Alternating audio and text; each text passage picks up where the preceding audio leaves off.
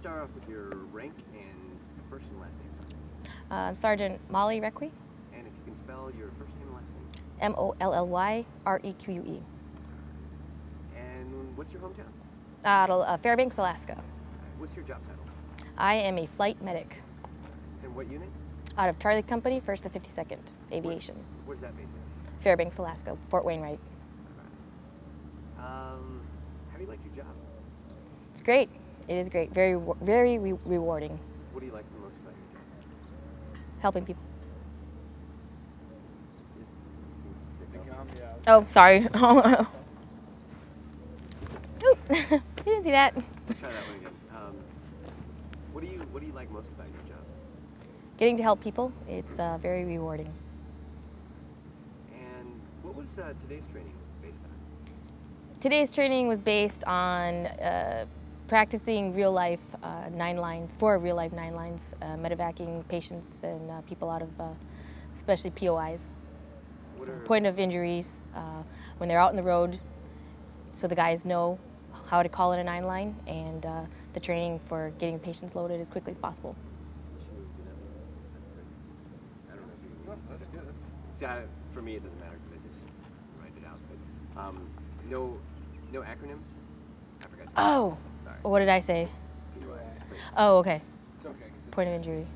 All right, and yeah, and just so to make you feel more relaxed, we're not going to use the whole interview for the sound bites.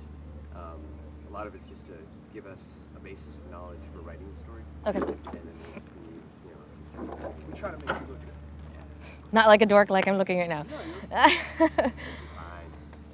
sort of. How did you come about being a flight medic? Like, why did you choose this job, or was there any special training you had to go through? The last time I was deployed, I was a ground medic, and I was out on convoys. So I was those guys last time, and I remember looking up and thinking, wow, the flight medic's here, my job's done. So now it's very rewarding to be coming back and being the one looking down and saying, I'm here to help those guys out. How long have you been a medic? I have been a medic for 5 years, going on 6. How long have you been in the Army? 5 years, going on 6. Do you think like this kind of walkthroughs and trainings are important? Oh, this was absolutely great training today.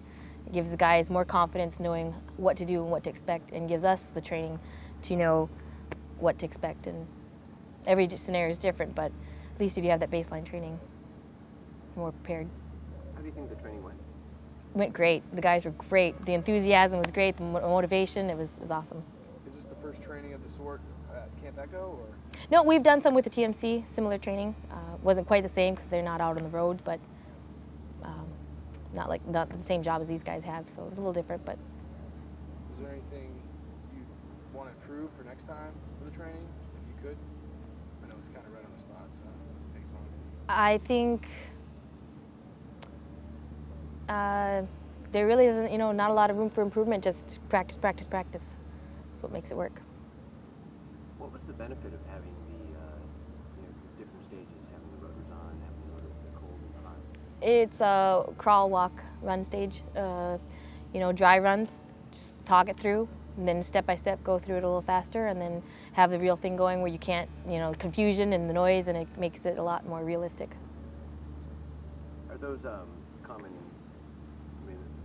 when people are finally in the situation and they haven't trained on that, does this training help combat any of that? It helps combat some of the confusion. There's always going to be confusion. Adrenaline's going to be flowing. That's somebody's buddy out there on the litter, but if you at least know the steps, your reflexes will kick in and you'll act and then think later. That was perfect right there. With your rank and full name. Sergeant First Class, Christopher R. Eyck. And can you spell your last name? My last name is T-E-N space E-Y-C-K. It's a Dutch thing.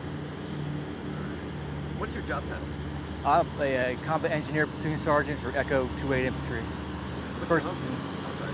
First platoon, 28 Infantry. What's your hometown? Toledo, Ohio is where I'm from.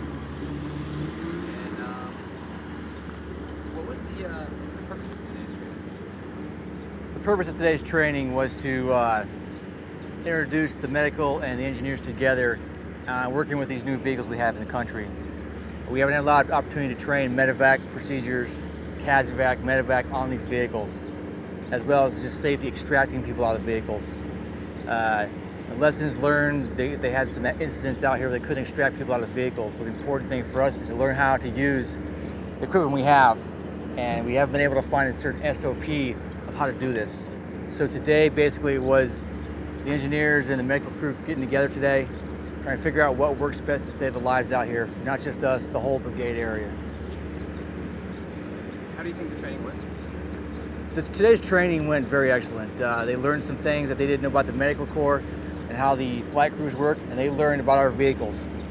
We had them come in, check our vehicles out, so if they had to extract us, they know exactly where to cut, where to pull, where we keep our demo at. They know exactly what to do now from now on. And before, the medical community extracting out the new MRAP vehicles didn't have a clue whatsoever what to do. So it benefited both teams? Yeah, this training benefited both teams in the fact that now we know about each other. And when we're on the road all the time, these are guardian angels right here. Now they know exactly what they have to do when we get there. And what was the benefit of having the rotor spinning and the noise and the confusion? How did that add to the training? Well, once we did crawl walk one phase, we turned the rotors on, made it loud because they want to talk through everything. But then again, when the rotors are on, you can't talk, so it's not very realistic. So we turned everything on, made it loud and dusty and windy and dust in your eyes. We added all the realism to it. We went ahead and actually did the IV portions and stuff, had some blood going, so it's more realistic for these guys. So when they go out there, it's not just something they learned in a classroom, it's something they did and they experienced. And soldiers will learn more through natural consequences and natural experiences than they will any time out of a classroom. That's my opinion on that. Sound good? Anything else? No, I'm good. Anyone else, sir? No, thanks for coming out, guys.